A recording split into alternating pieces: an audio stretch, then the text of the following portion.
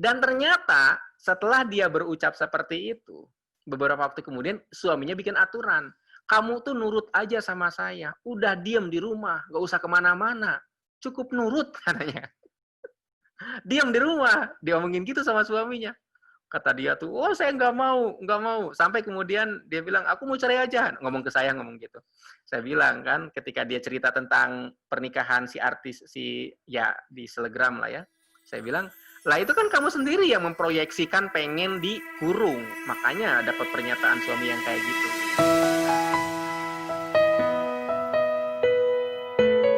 Jadi bahasa pikiran bagian 2 tuh membahas bahasa pikiran yang ketiga. Yang ketiga itu apa? Yang ketiga adalah emosi. Oke. Jadi teman-teman semua, saya mau share sedikit kepada Anda. Jadi ada satu kasus seorang ibu usia sudah lebih dari 30 tahun lebih. Itu hampir saya lupa 40 atau malah kurang ya.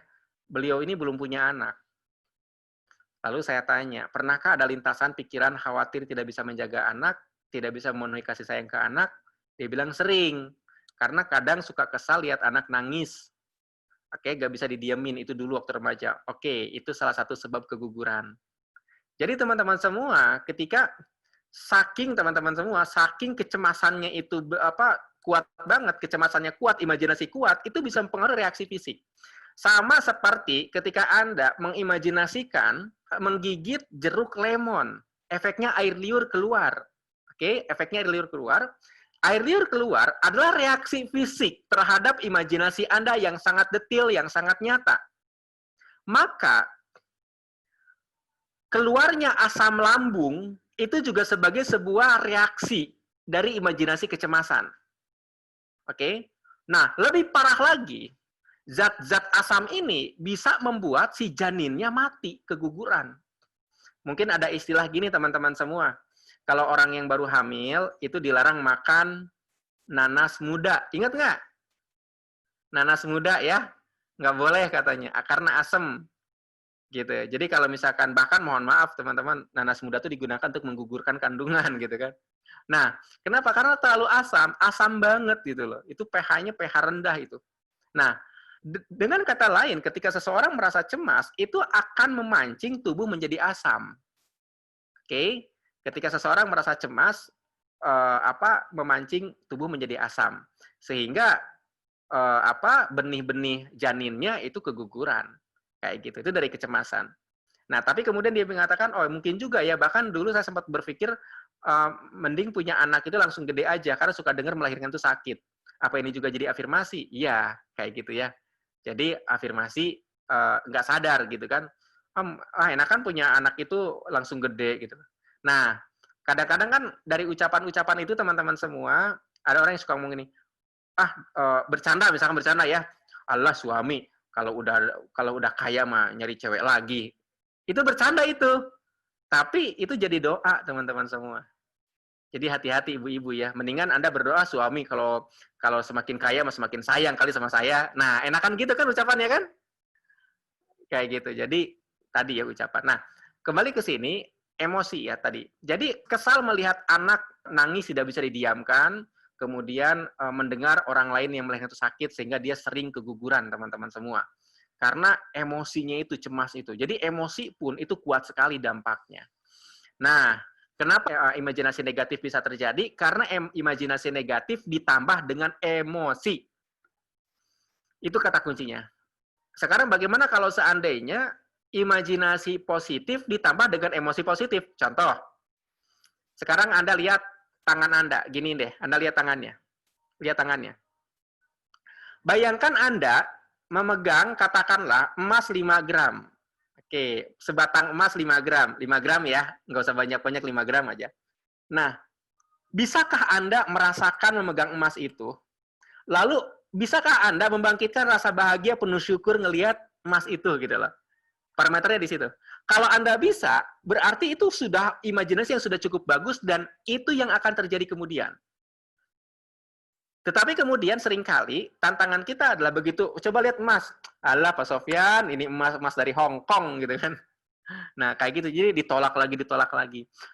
Imajinasi negatif, ketika Anda berimajinasi negatif, itu belum tentu juga akan terjadi.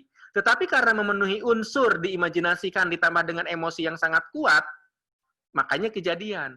Sekarang pertanyaannya kenapa enggak sih? Kita bikin aja imajinasi positif gitu loh.